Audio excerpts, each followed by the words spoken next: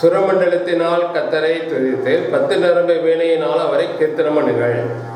அவருக்கு புதுப்பாட்டை பாடுங்கள். ஆனந்த சத்தத்தோட வாத்தியங்களை நேர்த்தியாய் வாசியுங்கள். கர்த்தருடைய வார்த்தை உத்தமமும் அவருடைய செய்கையெல்லாம் சத்தியவுமாய் இருக்கிறது. அவர் நீதியிலும் நியாயத்திலும் பிரியப்படுகிறார். பூமி கர்த்தருடைய காரியத்தினால் நிறைந்திருக்கிறது. கர்த்தருடைய வார்த்தையினால் வானங்களும் அவருடைய வாயின் சுவாசத்தினால் அவைகளின் சர்வ சேனையும் உண்டாக்கப்பட்டது. அவர் சமுத்திர ஜலங்களை புவியலாக சேர்த்து ஆழமான ஜனங்களை பொக்கிஷ வைப்பாக வைக்கிறார். பூமியெல்லாம் கர்த்தருக்கு பயப்படுவதாக, உலகத்தில் உள்ள குடிகள் எல்லாம் அவருக்கு அஞ்சி இருப்பதாக. அவர் சொல்லாகவும் அவர் கட்டளையிட்டு நிற்கும். கர்த்தர் ஜாதிகளின் ஆலோசனையை விருதாவாக்கி ஜனங்களுடைய நினைவுகளை அவமாக்குகிறார். கர்த்தருடைய ஆலோசனை நித்திய காலமாகவும் அவருடைய இருதயத்தின் நினைவுகள் தலைமுறை தலைமுறையாகவும் நிற்கும். கர்த்தரை தங்களுக்கு தெய்வமாக கொண்ட ஜாதியும் அவர் தமக்கு சுதந்திரமாக தெரிந்து கொண்ட ஜனமும் பாக்கியம் உள்ளது. கர்த்தர் வானத்திலிருந்து நோக்கி பார்த்து எல்லா மனுபத்திலையும் காண்கிறார். தாம் வாசமாயிருக்கிற ஸ்தானத்திலிருந்து பூமியின் குடிகள் எல்லார் மேலும் கணக்கமாக இருக்கிறார். அவருடைய இருதயங்களை எல்லாம் அவர் உருவாக்கி அவர்கள் செய்கைகளை எல்லாம் கவனித்திருக்கிறார். எந்த ராஜாவும் தன் சேனையின் மீதால் ரட்சிக்கப்படான். சௌரியவானும் தன் பலத்தின் மிகுதியால் தப்பான். ரட்சிக்கிறதுக்கு குதிரை விருதா, அது தன் மிகுந்த வீரியத்தால் தப்புவியாது. தமக்கு பயந்து தமது கிருபைக்கு காத்திருக்கிறவர்களின் ஆத்துமாக்களை மரணத்திற்கு விலைக்கு விடுவிக்கவும் பஞ்சத்தில் அவர்களை உயிரோடை காக்கவும் கர்த்தருக்கான அவர்கள் மேல் நோக்கமாயிருக்கிறது. நம்முடைய ஆத்மா கர்த்தருக்கு காத்திருக்கிறது. அவரே நமக்கு துணையும் நமக்கு கெடவுமானவர். அவருடைய பரிசுத்த நாமத்தை நாம் நம்பியிருக்கிறபடியால் நம்முடைய இருதயம் அவருக்குள் கடிகோரும். கர்த்தாவே, நாங்கள் உம்மை நம்பியிருக்கிறபடியே உமது கிருபை எங்கள் மேல் இருப்பதாக. அவர்தாமே இந்த வசனம் மூலமாக நம்மோடு பேசுவாராக. முதலாம் வசனத்திலே பார்க்கிறோம். நீதிமான்களே, கர்த்தருக்குள் களி கூறுங்கள். துதி செய்வது செம்மையானவர்களுக்கு தகும். Rejoice in the Lord, O ye righteous, for praise is comely for the upright. அப்ப யார் ஆண்டவரை துதிக்க முடியும்? Who can praise the Lord? நீதிமான்கள் செம்மையானவர்கள் ஆண்டவரை துதிப்பார்கள். The righteous and the upright will praise the Lord. அவர்கள் இந்த உலகப்பிரகாரமான காரியங்களே சந்தோஷப்படுவதை காட்டிலும் கர்த்தருக்குள் களி கூறுவார்கள். They will be very much happy with the Lord rather than these worldly things. கர்த்தர் தருகிற ஆண்டவர் சொன்னார், உலகத்தரப்படா சமாதானத்தை நான் உங்களுக்கு தருகிறேன்னு சொன்னார். The Lord says that I give you the peace which the world cannot give you. ஆண்டவர் தருகிற சந்தோஷம் சமாதானமானது நிலையானது. The joy which given by the Lord is permanent. கர்த்தர் நல்லவர் என்று ருசித்துப்பார்கள் என்று சங்கீதம் சொல்கிறார். The psalmist says that the Lord is good. அப்படியாக அவருடைய அன்பை ருசி பார்த்தவர்கள் அவருக்குள் களிகூர்ந்து மகிழ்ந்து அவரை துதிப்பார்கள். Those who have tasted the love of the Lord will praise the Lord and enjoy His presence. அவரை அறியாதவர்கள் ஏற்றுக்கொள்ளாதவர்கள் ஆண்டவரை துதிக்க முடியாது. Those who doesn't know Him cannot be able to praise. ஆண்டவரை அறிந்தவர்கள் அவருடைய அன்பை ருசி பார்த்தவர்கள் தான் அவரை துதிக்க முடியும். Only those who know the Lord and taste the Lord can able to praise the Lord. அவருடைய அன்பை உணர்ந்தவர்கள் அவருக்கு ஏற்ற விதமான ஆராதனை நிச்சயமாக எடுப்பார்கள். Those who feel the love of the Lord will worship Him. ஆண்டவரை அன்பை ருசி பார்த்தவர்கள் ஆண்டவருக்கு பிரியமாக ஜீவிப்பார்கள். அப்பொழுது அவருடைய ஆராதனையும் ஆண்டவருக்கு பிரியமாக இருக்கும். Those who taste the love of the Lord will give the worship to the Lord. That time the Lord will be very much happy for His worship, for their worship. சங்கீதம் 33 Psalm chapter 33 verse 3 மூணாவது வசனம். Verse 3. அவருக்கு புது பாட்டை பாடுங்கள். ஆனந்த சத்தத்தோட வாத்தியங்களை நேர்த்தியாய் வாசியுங்கள். Sing unto Him a new song, play skillfully with a loud noise. ஆண்டவரை ஏற்றுக்கொண்டவர்களை அவர் புது சிருஷ்டியாய் மாற்றுகிறார். The one who have taken the Lord for themselves, they made them as a new creation. அப்படி புது சிருஷ்டியாய் மாற்றப்பட்டவருடைய வாயிலிருந்து புது பாட்டுகள் வரும். So if you are changed to be a new creation, new songs will come from you. ஒரு காலத்திலே ரட்சிப்புக்கு முன்னாடி உலகப்பிரகாரமான ஜனங்களை போல உலகப்பிரகாரமான பாடலை பாடியிருப்போம். Maybe before we get salvation, we might have sing the worldly songs. ஆனால் இப்பொழுது ஆண்டவருடைய அன்பை உணர்ந்தவளா ஆண்டரை ஏற்றுக்கொண்ட பிறகு ஆண்டரை புது சிஷ்யா மாற்றின பிறகு இப்படி நம்முடைய பாடல்கள்லாம் மாறிவிடுகிறது. Now after knowing the Lord, after loving the Lord, after tasting the love of the Lord, now the songs are becoming new. அதான் இங்கே சங்கீதக்காரன் சொல்கிறார், கர்த்தருக்கு புது பாட்டை பாடுங்கள். That's what the psalmist said here, sing unto him a new song. அதே மாதிரி சங்கீதம் 96 98லயும் பார்க்கிறோம். We are seeing in Psalm chapter 96 and 98. Psalm 96 and Psalm 98. 96:1 முதல் வசனம் பாருங்க. Psalm 96 verse 1. கர்த்தருக்கு புது பாட்டை பாடுங்கள், பூமியின் குடிகளே எல்லாரும் கர்த்தரை பாடுங்கள். So sing unto the Lord a new song, sing unto the Lord all the earth. சங்கீதம் 98:1 கர்த்தருக்கு புது பாட்டை பாடுங்கள், அவர் அதிசயங்களை செய்திருக்கிறார், அவருடைய வலதுகரமும் அவருடைய பரிசுத்த புயமும் ரட்சிப்பை உண்டாக்கினது. Psalm 98 verse 1. Oh, sing unto the Lord a new song, for he hath done marvelous things, his right hand and his holy arm had gotten him the victory. சங்கீதம் 94 சொல்லும் பொழுது பூமியின் குடிகளே எல்லாரும் பாடுங்கள் என்று சொல்கிறார். எல்லாரும் அவரை துதித்து பாடணும் என்பதுதான் சங்கீதக்காரனுடைய வாஞ்சை. In Psalm 96 the psalmist thing is that all the earth should sing unto the Lord. அவரை பாடி இரண்டாவது வசனத்தை பார்க்கிறோம், அவரை ஸ்தோத்திரித்து அவர் நாளுக்கு நாள் அவருடைய ரட்சிப்பை சுவிசேஷமாய் அறிவிங்கள் என்று சொல்கிறார். The second verse he says that sing unto the Lord, bless his name, shew forth his salvation from day to day. அவருடைய மகிமையான காரியங்களையும் ஜனங்களுக்குள்ள செய்த அதிசயங்களையும் விவரித்து சொல்லுங்கள். Declare his glory among the heathen, his wonders among all the people. அப்ப அந்த புது பாட்டை பாடுகிறவர்கள் ஆண்டவர் அவருடைய வாழ்க்கையில் செய்த அதிசயங்களாம் சொல்லி பாடுவார்கள். So the people who sing the new song will say the wonders the Lord have done in their life. அதே மாதிரி 98ஆம் சங்கீதம் 1வது வசனத்திலே அவர் அதிசயங்களை செய்திருக்கிறார், அவருடைய வலது கரமும் அவருடைய பரிசுத்த புயமும் ரட்சிப்பை உண்டாக்கினது, அதையெல்லாம் சொல்லி பாடுங்கள்னு சொல்கிறார். In the same way in the Psalm 98 verse 1 he says that oh sing unto the Lord a new song, for he has done marvelous things, his right hand and his holy arm has gotten him the victory. நம்முடைய வாழ்க்கையிலே அதிசயமான காரியங்களை செய்த தேவன் அவர். The Lord who have done great and marvelous things in our life. மற்ற யாரும் செய்ய முடியாத காரியத்தை செய்த தேவன். No one can do those things, only the Lord can do that. அவருடைய ரட்சிப்பு கர்த்தருடையது என்று நாம் வாசிக்கிறோமாக அவருடைய பரிசுத்த புயத்தினாலே நம்மை ரட்சிக்கிறார். He with his holy shoulders he is blessing us and is giving the salvation. இஸ்ரவேல் ஜனங்கள் எகிப்திலே அடிமையாக இருந்த பொழுது அவருடைய வல்லமையான பயத்தினாலே அவருடைய பரிசுத்த பயத்தினாலே அவருடைய மகிமையான பயத்தினாலே அவரை மீட்டு வெளியே கொண்டு வந்தார். When the Israelites were being slaves in the Egypt, only the Lord had brought them out of them. அவிதமான இயேசு கிறிஸ்து இந்த உலகத்துக்கு வந்த பொழுது தம்முடைய கைகளிலே ஆணியில் அடிக்கப்பட்டவராக அவருடைய இரத்தத்தை சிலுவையில் சிந்தி நம்மை விடுதலை செய்தார், மீட்டுக் கொண்டார். In the same way when Lord Jesus Christ came into this world with the cross on the cross with the nail on his hand, he rescued us and gave the salvation for us. Manivasagam 33 பார்ப்போம். Let us read Psalm 33. மூன்றாவது வசனத்தில் அவர் புது பாட்டை பாடுங்கள், ஆனந்த சத்தத்துடைய வாத்தியங்களை நேர்த்தியாய் வாசிகள் என்று சொல்கிறார். In the third verse it said that sing unto him a new song, play skillfully with a loud noise. ஆண்டவரை உற்சாகமாக பாட வேண்டும் என்பது சங்கீதக்காரனுடைய வாஞ்சை. The psalmist wants to sing with wholeheartedly. ஐந்தாவது வசனத்தை பார்க்கிறோம். Let us read in verse 5. அவர் நீதியிலும் நியாயத்திலும் பிரியப்படுகிறார், பூமி கர்த்தருடைய காருண்யத்தினால் நிறைந்திருக்கிறது. He loves righteousness and judgment, the earth is full of the goodness of the Lord. அவருடைய காருண்யம், அவருடைய கிருபை, அவருடைய அன்பினால் தான் நம்மை ஒரு நாள் நடத்தி வருகிறார். With his mercy, with his love and with his kindness he is leading us in every day.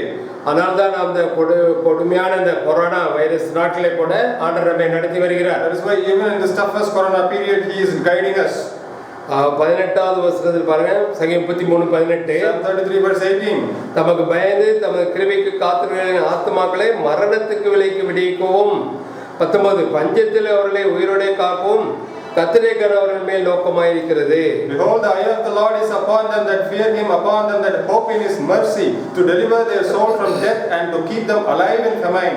பயங்கரமான பஞ்ச நாட்களிலும் கொள்ளை நோய் நாட்களிலும் மற்றெல்லாம் பாதிக்கப்பட்டாலும் கூட யாரெல்லாம் ஆண்டவருக்கு பயந்து அவருடைய பிள்ளைகளாக இருக்கிறார்களோ அவர்களே பாதுகாக்கிற தேவனாய் இருக்கிறார். The Lord is the one whoever fears for him, he will protect them, the others from the death and also from the famine. அதான் 19வது வசனத்தை பார்க்கிறோம், பஞ்சத்தில் அவர்களை உயிரோடு காக்கவும் கர்த்தருடைய கரம் அவர்கள் மேல் நோக்கமாய் இருக்கிறது. That's what we read in Psalm chapter 33 verse 19, to deliver their soul from death and to keep them alive in famine. அந்த பக்கத்திலே நாம் பார்க்கிறோம் சங்கீதம் 34 10வது வசனம். Psalm 34 verse 10. சிங்கக்குட்டியில் தாழ்ச்சியடைந்த பட்டினியாக இருக்கும், கர்த்தரை தேடுவதற்கோ ஒரு நன்மையும் குறைபடாது. The young lions do lack and suffer hunger, but they that seek the Lord shall not want any good thing. அப்போ ஆண்டவருடைய அன்பை ருசி பார்த்தவர்களாக ஆண்டவரை தேடி அவருக்கு பயந்து அவருக்கு கீழ்ப்படிந்து அவருக்கு பிரியமாய் நடக்கிறவர்களை ஆண்டவர் பாதுகாக்க போஷிக்க வல்லவராய் இருக்கிறார். Those Those who love and taste the love of the Lord and fear for Him, the Lord is willing to give them food and protect them. ஒரு நன்மையும் குறைபடாதுன்னு சொல்லி வாசிக்கிறோம். He is saying that the Lord shall not want any good thing.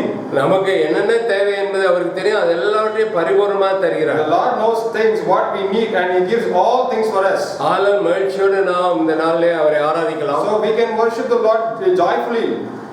சங்கீதம் 33 Psalm chapter 33 6வது வசனம் verse 6. கர்த்தருடைய வார்த்தையினால் வானங்களும் அவருடைய வாயின் சுவாசத்தினால் அவைகளின் சர்வசேனையும் உண்டாக்கப்பட்டது. By the word of the Lord were the heavens made, and all the host of them by the breath of His mouth. வெளிச்சம் உண்டாகணும்னு சொன்னார், வெளிச்சம் உண்டாயிட்டுன்னு சொல்லி நாம் பார்க்கிறோம். He said that the light be created, the light was created. அதுமாக சூரிய சந்திர நட்சத்திரம்லாம் உண்டாக்கணும்னு சொன்னார், எல்லாம் உண்டாயிட்டு. He said that the sun and the moon and the stars shall be created, it all get created. விதவிதமான அழகான பறவைகளையும் மிருகங்களையும் உண்டாக்கினார், எல்லாம் உண்டாக்கணும்னு சொன்னார், உண்டாயிட்டு. He created all the birds of the sky and everything was created. ஆனா மனிதனுக்கு ஆண்டவரை அறியாத மனிதனுக்கு அதை நம்புவது கஷ்டமா இருக்கிறது. For the man who doesn't believe the God, it is very difficult for him to understand. ஆண்டவர் இயேசு கிறிஸ்து உலகத்தில் இருந்தபோது காற்றையும் கடலையும் பார்த்து எரியாத அமைதியாக இருந்து சொன்னார், அமைதியாக இருந்தது. The Lord Jesus Christ came into the world. He said that He said towards the sea and the wind, be calm, and it was calm. கடலின் மேல் அவர் நடந்தார். He walked over the sea. இயற்கையை அடக்கினார். He controlled the nature.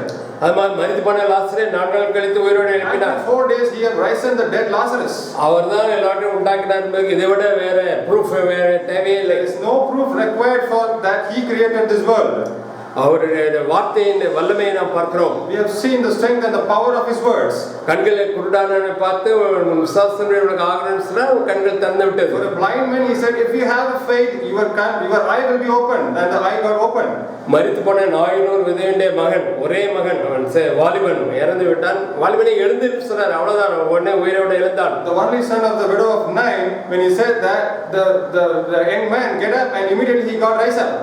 ஆகவே அவருடைய வார்த்தையினை வல்லமையை பார்ப்போம். அவர் தான் எல்லாவற்றையும் வார்த்தையினால் சிருஷ்டித்தார். அவருடைய சுவாசத்தினாலே கூட சிருஷ்டித்தார்னு சொல்லி இங்க வாசிக்கிறோம். We know the power of the word by this, and we even read here that by the breath of His mouth He has just done everything. ஆகவே நாம் ஆராதிக்கிற தேவன் சாதாரணமானவர் அல்ல, சர்வ வல்லமையுள்ள தேவன். The Lord which we are going to worship is not an ordinary Lord, but He is all powerful and almighty Lord. 7வது வசனம் பாருங்க, சங்கீதம் 33:7. Psalm 33 verse 7. அவர் சமுத்திர ஜலங்களை குயிலாக சேர்த்து ஆழமான ஜனங்களை பொக்கிஷ வைப்பாக வைக்கிறார். He gathered the waters of the sea together as a heap. He laid up the depth in storehouses. அவர் எல்லா கடலுடைய தண்ணீர், எல்லா சமுத்திரத்தின் தண்ணீர் எல்லாம் பொக்கிஷ வைப்பாக வைத்திருக்கிறார். அவருடைய ஆளுகைக்குள்ளே, அவருடைய கரத்தில் வைத்திருக்கிறார், அவருடைய கண்ட்ரோல்ல இருக்குன்னு சொல்லி பார்க்கிறோம். He gathered the waters of the sea together as a heap in His hand under His own control. அவர் சொல்லாகும், அவர் கட்டளையிட்டு நிற்கும். He laid, whatever He says, everything obeys. அவ்விதமாக ஆண்டவர் படகிலே சீஷரோடு போய்கொண்டிருந்த பொழுது பயங்கரமான புயல் உண்டானது, கொந்தளிப்பு உண்டானது, அலைகள் பயங்கரமா இருந்து சீஷர் பயந்தார்கள். When the Lord Jesus Christ was with His disciples on the boat, the disciples afraid of the storm and the wind. ஆண்டவர் நித்திரையா இருந்தார், அவரை எழுப்பினார்கள். ஐயோ நான் மடிகிறோமே, ஐயரே நமக்கு கவலை இல்லையா என்று சொன்னார்கள். The Lord was sleeping and they raised up the Lord and asked, we are going to die, don't you worry for it. அற்ப விசுவாசத்திலே ஏன் பயப்பட்டீர்கள் என்று ஆண்டவர் கேட்கிறார். You unfaithful, why are you afraid? காற்றையும் கடலையும் பார்த்து எரியாத அமைதலாயிரு என்று சொன்னார். He looked into the wind and the storm and said, and the sea, மிகுந்த அமைதல் உண்டாயிற்றுன்னு சொல்லி பார்க்கிறோம். and there was a great peace that on the sea. சொல்ல ஆகும், ஒரு கட்டளையிட நிற்கும். Immediately when He said, everything happened. ஆதியிலே அவர் சமுத்திரத்தை சிருஷ்டித்த பொழுது அதுக்கு எல்லையை குறித்தார். இதுக்கு மேல் வராதே என்று சொன்னார். இன்றைக்கு வரைக்கும் அது அப்படியே இருக்கிறது. Usually when He created the ocean, He drew a line. After that line, He didn't came up till now. அவருடைய வார்த்தையின் வல்லமையை நாம் பார்க்கிறோம். We know the power of His words. 10வது வசனமாக கர்த்தர் ஜாதிகளின் ஆலோசனை விருதாவாக்கி ஜனங்களுடைய நினைவுகளை அவமாக்குகிறார். Verse 10 we are reading, the Lord bring the counsel of the heathen to naught. He make the devices of the people of none effect. மனிதன் தான் பெரிய ஞானி என்று நினைக்கிறான், தனக்கு எல்லாம் தெரியும் என்று சொல்லி பிளான் பண்ணி எல்லா திட்டங்களையும் போட்டு அவன் செய்கிறான். Man is thinking that he is the wisest of all and he is planning everything and doing all the things. ஆனால் ஆண்டவரோ அது எல்லாவற்றையும் அவமாக்குற தேவனாய் இருக்கிறார். The Lord is the one who can make it none before Him. இந்த உலக ஞானமானது ஆண்டவர் முன்பாக பைத்தியமாய் இருக்கிறது. The worldly knowledge before the Lord is foolish. அவரே சர்வ ஞானமுள்ள தேவனாய் இருக்கிறார். He is the one with the whole wisdom. ஞானமாய் எல்லாத்தையும் சிருஷ்டித்தான்னு சொல்லி பார்க்கிறோம். He created everything with His wisdom. அடுத்த வசனம் பாருங்க, 11. கர்த்தருடைய ஆலோசனை நித்திய காலமாகவும் அவருடைய இதயத்தின் நினைவுகள் தலைமுறையாக நிற்கும் என்று சொல்லி வாசிக்கிறோம். The counsel of the Lord stands forever, the thoughts of his heart to all generations. அவை அவருடைய சித்தம் தான் முடிவிலே நடைபெறும். மனிதனை எவ்வளவுதான் திட்டம் போட்டாலும் கூட அவருடைய ஆலோசனை அவருடைய சித்தம் தான் நிறைவேறும். Whatever the man desires, only his plan and his counsel of the Lord will happen at the end. அவருடைய சித்தத்தின்படி எல்லாவற்றையும் ஞானமாய் சிருஷ்டித்து எல்லாவற்றையும் நடத்துகிற தேவனாய் இருக்கிறார். Only with his own will he created all the things and he is leading all the things. 12வது வசனம் Verse 12. கர்த்தரை தங்களுக்கு தெய்வமாப்பட்ட ஜாதியும் அவர் தமக்கு சுதந்திரமாக தெரிந்து கொண்ட ஜனம் பாக்கியம் உள்ளது. Blessed is the nation whose God is the Lord and the people whom he had chosen for his own inheritance. ஆண்டவரை நாம் ஆண்டவரை தெரிந்து கொண்டோம், ஆண்டவர் நம்மை தெரிந்து கொண்டார். எவ்வளவு பெரிய பாக்கியம். We know the Lord and the Lord also knows us. How great is this? ஆண்டவர் தான் முதலாக நம்மை தெரிந்து கொண்டார். நம்ம ஆண்டவரை அறியாமல் இருந்தோம், அவர் தான் முதலாக நம்மை தெரிந்து கொண்டார். Initially, before we know the Lord, only the Lord knows us first. ஆண்டவரை விட்டு தூரமாக போய் கொண்டிருந்தோம், எங்கே போறோம்னு தெரியாமலே போய் கொண்டிருந்தோம். We don't know where we are going and we are going far away from the Lord. அழிவுக்கு நேராக போய் கொண்டிருக்கிறோம் என்று தெரியாமலே போய் கொண்டிருந்தோம். Without knowing that we are going to the way of destruction, we were going. ஆனால் ஆண்டவர் கிருபையாக இறங்கி நம்மை பேர் அழைத்தார். But the Lord with his mercy he came down and called by your name. நான் உன்னை பேர் அழைத்தேன், நீ என்னுடையவன் என்று சொல்கிறார். He says that I call you by my name and you are mine. நீ தண்ணீரிலே கடக்கும்போது அவன் முன்னேல் புரளாது, அக்கினி ஜுவாலை வழியாக போகும்போது அவன் முன்னேல் பற்றாது என்று சொல்கிறார். When you walk through the waters it won't overcome you, when you are walking over the fire it won't consume you. அப்ப அவரால் தெரிந்து கொள்ளப்பட்ட ஜாதி ஜனம் எவ்வளவு பாக்கியமுள்ள ஜனம். How blessed is the nation who the God is who know the Lord. அதை விட பாக்கியமானது இந்த உலகத்தில் வேற எதுவுமே இல்லை. There is nothing greater blessing than this. அவரை தெய்வமாக கொண்டிருக்க ஜாதியும் அவர் தமக்கு சுதந்திரமாக தெரிந்து கொண்ட ஜாதியும் ஜனமும் பாக்கியம் உள்ளது என்று சொல்லி வாசிக்கிறோம். We are reading that blessed is the nation whose God is the Lord and the people whom he had chosen for his own inheritance. அப்படிப்பட்டவர்களுக்கு தேவன் பரலோகத்திலே ஆயத்தம் பண்ணி வைத்திருக்கிறார், எல்லாவற்றையும் ஆயத்தம் பண்ணி வைத்திருக்கிறார் சொல்லி நாம் பார்க்கிறோம். For those kind of people the Lord have made everything prepared for them in the heaven. சங்கீதம் 31:19 பாருங்க. Psalm chapter 31 verse 19. சங்கீதம் 31:19. Psalm chapter 31 verse 19. உமக்கு பயந்தவர்களுக்கும் மனுபுத்திரருக்கு முன்பாக உம்மை நம்புகிறவர்களுக்கும் நீர் உண்டு பண்ணி வைத்திருக்கிற உம்முடைய நன்மை எவ்வளவு பெரிதாக இருக்கிறது. Oh, how great is the goodness which thou hast laid up for them that fear thee, which thou hast brought for them that trust in thee before the sons of men. தாவீதின் சங்கீதம் சொல்லி வாசிக்கிறோம். தாவீதுக்கு ஆண்டவர் அந்த காரியத்தை வெளிப்படுத்தி இருக்கிறார். We are reading it as a psalm of David. The Lord have revealed to David. யாருக்கு ஆண்டவர் இப்படிப்பட்ட பாக்கியத்தை வெளிப்படுத்தி இருக்கிறார், நன்மையை அவர் பெரிதான நன்மையை உண்டு பண்ணி இருக்கிறார். For to whom he has revealed and this great in the goodness whom he have given. ஆண்டருக்கு பயந்து இந்த உலகத்தில் ஜீவிக்கிறவர்கள். Only for those who fear the Lord and live in this world. ஜனங்களுக்கு முன்பாக ஆண்டருக்கு பயந்து அவரை நம்பி ஜீவிக்கிறவர்களுக்காக வைத்திருக்கிறார். In front of the world and the people whom they fear the Lord, only for those people he have kept this. அவருடைய ராஜ்யம், அந்த புதிய வானம் புதிய பூமி, அந்த புதிய எருசலேம் யாருக்கு சொந்தம்? New heaven and the new earth and this new Jerusalem, it is for whom? அவருக்கு பயந்தவர்களுக்கும் இந்த உலக ஜனம் முன்பாக ஆண்டரை உறுதியாக நம்பி அவருடைய வழியிலே நடக்கிறவர்களுக்கு தான் அதை வைத்திருக்கிறார். Only for those people who believe in the Lord and who walk in the ways of the Lord in this worldly people is the one. உண்டு பண்ணி வைத்திருக்கிற உடைய நன்மை எவ்வளவு பெரிதாக இருக்கிறது சங்கீதக்காரன் சொல்கிறார். The psalmist says that how great is the goodness before us. அதை நாம் பெற்றுக்கொள்ளாதபடிக்கு பிசாசு பல விதமான காரியங்களை கொண்டு வந்து தடுக்க பார்ப்பான். The devil is trying to obstruct that without receiving it. ஆகவே நாம் இந்த ஜாக்கிரதையாக இருக்க வேண்டும். So we should be very much careful. அது மறுபடியும் சங்கீதம் 33 பாருங்க. சங்கீதம் 33ல see Psalm 33. கர்த்தர் வானத்திலிருந்து அடுத்த வசனம் 13வது வசனம். கர்த்தர் வானத்திலிருந்து நோக்கி பார்த்து எல்லா மனுபுத்திரையும் காண்கிறார். The Lord looks from heaven, he beholds all the sons of men. அவருடைய கண்களுக்கு மறைவாக யாரும் ஒளிந்து கொள்ள முடியாது. No one can hide before his eyes. இப்பொழுது அந்த சேட்டலைட் மூலமாக எல்லா விதமான நியூ டெக்னாலஜி எல்லாம் வந்து விட்டது. With new technologies with the satellites there are many things are there. சிப்பு ஒன்று ஆயத்தமாய்ப்பட்டு எல்லாருக்கும் போடுவதற்கு, எல்லாரோட உடம்புலையும் போடுவதற்கு சிப்பு ஆயத்தமாய் கொண்டு இருக்கிறது. A new chip is getting ready to be placed inside everyone. அந்த சிப்பை எல்லாருக்கும் பொருத்தி விட்டால் if the chip has been placed inside everyone, ஒரே மனிதனே கூட உலகத்தில் உள்ள எல்லா ஜனங்களும் என்ன செய்து கொண்டால் எங்கே போகிறார்கள் சொல்லி கண்காணிக்க முடியும். It can be surveilled for a single man and where he is going and how he is. பாருங்கள், அற்பமான ஒரு மனிதனே எல்லா மனிதர்களையும் கண்ட்ரோல் பண்ணத்துக்காக அவருடைய போக்குவரத்தில் அறிந்து கொள்ளத்துக்காக அந்த சின்ன சிப்பை கண்டுபிடித்திருக்கிறான் என்றால், even if a man who is unworthy is creating a single chip to find where the man is traveling and is for his surveillance, ஆண்டனை பார்வை மனுஷன் ஒரு தூசியை போல துரும்பு போல இருக்கிறான். before the eye of the Lord the man is just a dust. அப்படி என்றால் ஆண்டவர் நம்ம எல்லாரையும் கண்டு கொண்டு இருப்பது சாதாரண காரியம் தானே, அவரால் முடியாத காரியம் ஒன்று இல்லையே. It is a very easiest thing for the God to look all of us from the heaven.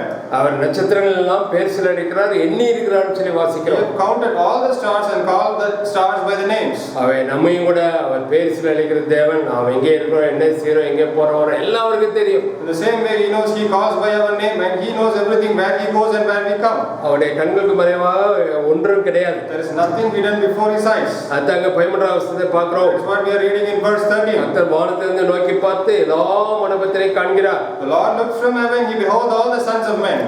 ஆகார் தன்னுடைய மகனாகிய இஸ்மவேலை தூக்கி கொண்டு ஓடும் பொழுது அவன் தண்ணீர் தாகத்தினாலே கஷ்டப்பட்டு கொண்டு இருக்கும்போது ஆண்டவர் ஒரு துறவை காட்டுகிறார்.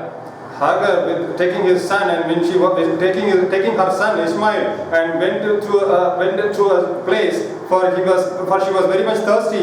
The Lord chose a place. அப்பொழுது ஆண்டவர் பார்த்து ஆகார் சொல்ற வார்த்தை என்ன, இதோ நீர் என்னை காண்கிற தேவன். Hagar says to the Lord, you who see me, the Lord. நீர் என்னை காண்கிற தேவன், என்னை காண்கிற தேவனை நான் கண்டேன்னு சொல்கிறான். I have seen the Lord whom he have seen me. அதே மாதிரி சமாரியா ஸ்திரீ ஆண்டவர் பேசும்பொழுது சமாரியா ஸ்திரீ மற்றவர்கள் போய் சாட்சியா சொல்லும் பொழுது நான் செய்ததெல்லாம் ஒருவர் சொன்னார் என்று சொல்கிறார். When the Lord speaks to the Samaritan woman, she testified to all the people that whatever I did, the Lord says to me. அவை நம்முடைய எல்லாரையும் நம்மை நோக்கி பார்க்கிறார், நம்மை அறிந்திருக்கிறார், நம்மை அவருடைய உள்ளங்கையிலே வரைந்திருக்கிறேன்னு சொல்கிறார். He knows all of us and he sees all of us, and he is telling that I have written you on my palm. அவருக்கு பிரியமா நடக்கும்போது நம்முடைய தேவையெல்லாம் நேற்ற நேரத்தில் சந்திக்கிற தேவனாய் இருக்கிறார். The Lord, whenever we do the good things for him, he is ready to give all the things which we needed. அதுக்குதான் அதைத்தான் நான் 19வது வசனத்தில் வாசித்தோம். பஞ்சத்திலே அவருடைய பிள்ளைகளை உயிரோட காக்க ஆண்டவர் அறிந்திருக்கிறார். அவருடைய கண்கள் அவர் மேல் நோக்கமாக இருக்கிறது. That's what we read in verses 18 and 19. Behold, the eye of the Lord is upon them that fear him, upon them that hope in his mercy, to deliver their soul from death and to keep them alive in famine. ஆண்டரை அறியாத ஜனங்கள் ஆண்டரை ஏற்றுக்கொள்ளாத ஒருவேளை பஞ்சத்தில் சாகலாம், ஆனால் அவருடைய பிள்ளைகளை கொடிய பஞ்ச காலத்திலும் கூட உயிரோட காக்க வல்லவராய் இருக்கிறார். Those people who doesn't know the God and doesn't believe in the Lord may die in the death for the famine, but the people who are known by the Lord, they will not be dead in the death and in famine. எலியாவுடைய நாட்களிலே ஊரே பஞ்சத்தினாலே கஷ்டப்பட்டு கொண்டிருக்கும்போது ஆண்டவர் எலியாவை எப்படி போஷித்தார்?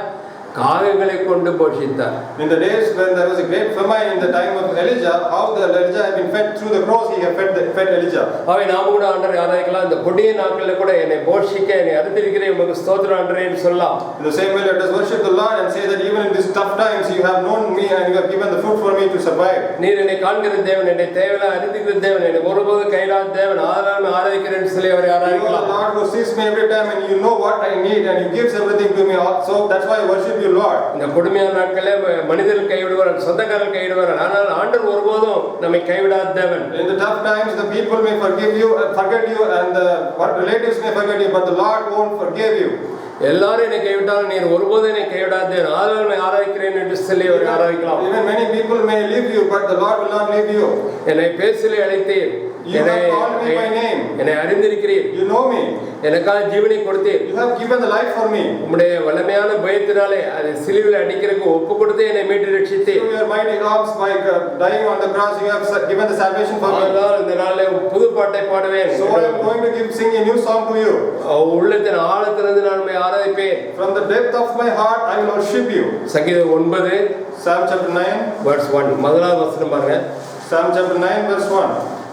சங்கீதம் 9:1 கர்த்தாவே என் முழு இருதயத்தோடு உம்மை துதிப்பேன், உம்முடைய அதிசயங்கள் எல்லாம் விவரிப்பேன், உம்மை மகிழ்ந்து களிகூறுவேன், உன்னதமானவர் உம்முடைய நாமத்தை கீர்த்தனம் பண்ணுவேன், முழு இருதயத்தோடு உம்மை துதிப்பேன் சொல்கிறார். I will praise thee, O Lord, with my whole heart. I will show forth that all thy marvelous works. I will be glad and rejoice in thee. I will sing praise to thy name, O the Most High.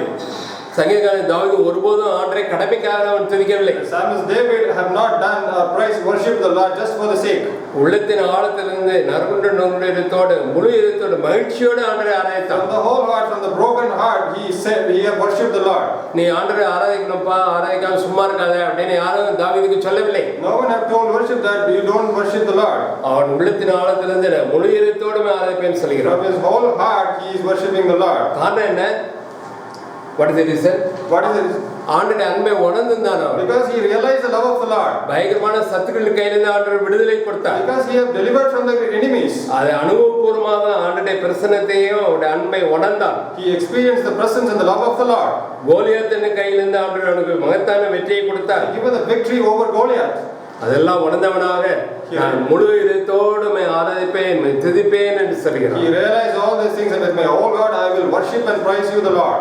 இந்த கால நேரத்தில் நாம கூட சந்தோஷமா முழு இதயத்தோடு ஆராதிக்கலாமா? In this morning time let us also worship the Lord with joy. ஞாயிற்றுக்கிழமை மாத்திரம் இல்லை, எல்லா நாளும் நம்முடைய வீட்டிலேயும் கூட வேலை செய்து கொண்டிருந்தாலும் கூட உள்ளத்திலேயே நாம் ஆராதிக்கலாம். Not only on Sundays but every day in our heart we can worship the Lord. அவருடைய அன்பை ருசி பார்த்திருப்போம் என்றால் கண்டிப்பா ஆராதிப்போம். If we have tasted the love of the Lord surely we will worship the Lord. எல்லாரும் கைவிட்டாலும் எல்லாரும் நம்மை கைவிட்டாலும் ஆண்டவர் ஒருவர் கைவிட மாட்டார். Even if all of us leave us the Lord won't leave us. அவருடைய வாக்குத்தத்தங்களை நிறைவேற்றல உண்மையிலே தேவனாய் இருக்கிறார். Because he is the true God that he will make all his words come true. அவர் சிலுவையில் சிந்தின இரத்தத்தினாலே நம்மோடு புதிய உடன்படிக்கையை ஏற்படுத்தி இருக்கிறார். He has created a new covenant by the blood he shed on the cross. அந்த புதிய உடன்படிக்கையில அவர் உண்மையுள்ளவராய் இருக்கிறார். In this new covenant he was very much truthful. மறுபடியும் சங்கீதம் 33 பாருங்க. சங்கீதம் 33 chapter 33 16வது வசனம் verse 16. எந்த ராஜாவும் தன் சேனையின் மீதால் ரட்சிக்கப்படான், சௌரியவானும் தன் பலத்தின் மீதால் தப்பான். There is no king saved by the multitude of an host, a mighty man is not delivered by much strength. 17 ரட்சிக்கிறதுக்கு குதிரை விருதா, அது தன் மிகுந்த வீரியத்தால் தப்புவியாது. The horse is a vain thing for safety, neither shall he deliver any by his great strength. இதுதான் தாவீது வாழ்க்கையிலே உண்மையாய் நடந்தது. These things truly happened in the life of David. Saul ராஜா அவனை எப்படியாவது கொலை செய்யணும்னு சொல்லி திட்டம் போட்டான். When King Saul planned to kill David, அவனை வேட்டையாடினான். he tried to hunt him. ஆனால் ஒருபோதும் ஆண்டவர் தாவீதை சவுலின் கையிலே ஒப்புக் கொடுக்கவில்லை. But no way the Lord gave David into the hands of King Saul. Saul தாவீது கிட்ட இருந்த போர் வீரர்களை காட்டிலும் சவுல் கிட்ட ஏராளமான போர் வீரர்கள், பெரிய படை இருந்தது. The armies of the King Saul was greater than that of David. ஆனாலும் கூட தாவீதுக்கு தான் ஆண்டவர் வெற்றியை கொடுத்தார். But even then the Lord gave victory to David. அவர் குறித்த வேளை வந்தபோது, ஆண்டவர் குறித்த வேளை வந்த பொழுதே தாவீது சிங்காசனத்தில் உட்கார்ந்தான். When the time came that what the Lord decided, that David became king on the throne. அதெல்லாம் ஒண்ணுதான் இங்கே சங்கீதக்காரன் சொல்லும்போது ரட்சிக்கிறதுக்கு குதிரை விருதா, தன் மிகுந்த வீரியத்தால் தப்புவியாது என்று சொல்கிறார். Realizing all these things David says, and horse is a vain thing for safety, neither shall he deliver any by his great strength. ஆவே நம்ம கூட இந்த உலகத்திலே பல விதமான சூழ்நிலை வரலாம், இந்த உலகமே நம்ம ஏத்து வந்தாலும் கூட பரவாயில்ல, கவலைப்பட வேண்டியதில்லை. So likewise even the whole world if it is against us, let it be okay. நம்மை காப்பாற்ற வல்லவராய் இருக்கிறார். The Lord is powerful to save us. ஆதலால் சந்தோஷமா அவரை ஆராதிக்கலாம். So we can joyfully worship him. இன்னும் அடுத்து என்னென்னமோ வைரஸ்லாம் வரும், இன்னும் அடுத்து எத்தனையோ ஆபத்துலாம் வரும்னு சொல்கிறார்கள். Maybe many viruses might come and many dangers may come. People are telling like that. என்ன வந்தாலும் கூட நமக்கு அதை பற்றி கவலை இல்லை. Whatever it comes, there is no worry for us. ஏனென்றால் நம்மேலே அவர் கண்ணோக்கமாய் இருக்கிறார். Because he looked us from the heaven. ஒரு குழந்தை சோமனாம போயிட்டுன்னா அது இரவு முழுவதும் கண் விழித்து தாயானவள் அந்த குழந்தையை கவனித்துக் கொண்டே இருக்கிறாள். The child is not well. The mother always awake at the night and looks up at the child. அதை விட அதிகமாக ஆண்டவர் நம்ம மேல் கண்ணோக்கமாயிருந்து நம்மை பாதுகாக்க அவர் கரிசனை உள்ளவராய் இருக்கிறார். More than these things, the Lord is willing to look over us and he is having mercy to see on us. நாம் அவருடைய பார்வையிலே வெளியேறப்பட்டவர்கள். To his eyes we are worthy for him. ஏனென்றால் அவருடைய வெளியேறப்பட்ட ரத்தத்தை சிந்தி அவருடைய ஜீவனை கொடுத்து நம்மை மீட்டுக் கொண்டார். Because he have shed his own blood and his valuable life for us. ஆவே நாம் அவருடைய பார்வையிலே வெளியேறப்பட்டவர்களாய் இருக்கிறதாலே நம்மை கைவிட மாட்டார். That's why in his eyes we are very much valuable and he won't leave us. 21வது வசனம் பாருங்க. Verse 21. சங்கீதம் 33:21. Psalm chapter 33 verse 21. அவருடைய பரிசுத்த நாமத்தை நாம் நம்பியிருக்கிறபடியால் நம்முடைய இருதயம் அவருக்குள் களிகூரும். For our heart shall rejoice in him because we have trusted in his holy name. அப்ப யாருடைய இருதயம் மகிழ்ச்சியா இருக்கும்? Whose heart will be joyful? எல்லா நேரத்திலும் மகிழ்ச்சியா இருக்க முடியுமா? In all the time whether it is able to be joyful.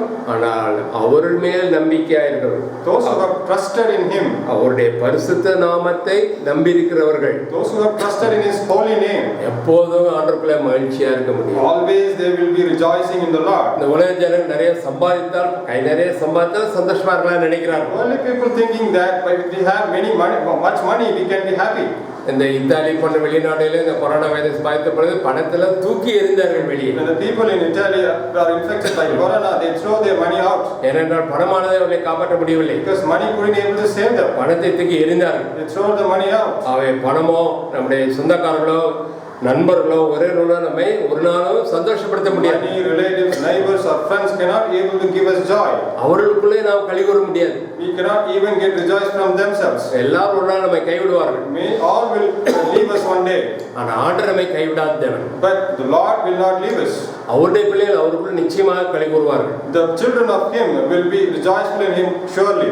அவருக்கும் ஆண்டவருக்கும் நமக்கு நல்ல ஐக்கியம் இருக்கும் என்றால் நிச்சயமா நாம் களி கூறுவோம். எல்லா சந்தர்ப்பத்திலும் களி கூற முடியும். If we have good fellowship with Him, then we can always rejoice in all the situations. அதுமாக ஆண்டவர் நம்முடைய ஆத்துமாவுக்கு செய்த எல்லா நன்மை நிறைவு கூர்ந்தவளாக, புது பாட்டை பாடுகிறவளாக, புது சிருஷ்டிலாக, மகிழ்ச்சியோடு, நன்றி இதயத்தோடு, உற்சாகமாக, முழு இதயத்தோடு, நறுங்குண்ட நிறுவனத்தோடு அவரை ஆராதிக்க ஆண்டவர் உதவி செய்வார். With a new song and with a wholeheartedly, with a broken heart, let us worship the Lord.